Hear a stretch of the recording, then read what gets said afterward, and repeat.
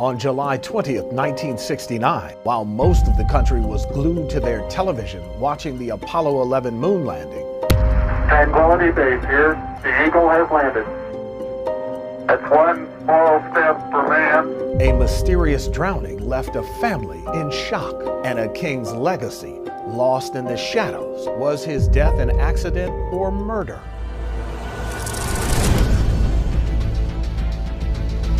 Alfred Daniel King. Love must be expanded, not only to our obvious enemies, but to those within ourselves. The younger brother of Martin Luther King Jr. was set to continue his brother's legacy. But just 15 months after Martin was assassinated.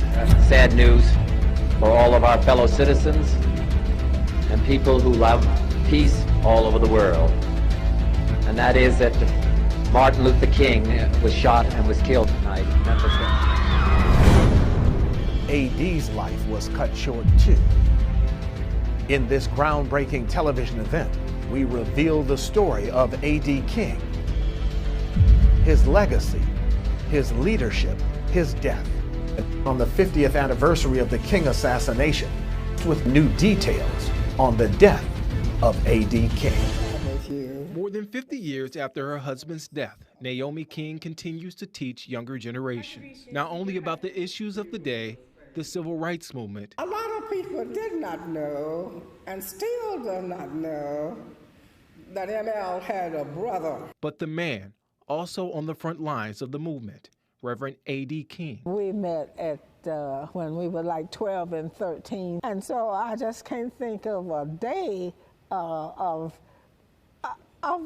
him. I just cannot. Naomi and A.D. married in 1950. She later attended the University of Alabama. She had a front row seat to her husband's work. Whatever ML wanted done that he could not do, he would ask A.D. to do it, and A.D. would take it and do it in a heartbeat. After graduating from Morehouse College in 1959, he went into the ministry, eventually taking over as pastor of First Baptist Church outside of Birmingham, Alabama, then moving to Kentucky in the mid-60s to pastor another church. But he remained dedicated to his activist work. King's house in Birmingham was bombed in 1963 as a result of his activism, and he was regarded as one of the main strategists for the Selma demonstration. More than a year after his brother was killed, A.D.'s life would also end tragically. I lost it because I said, drown?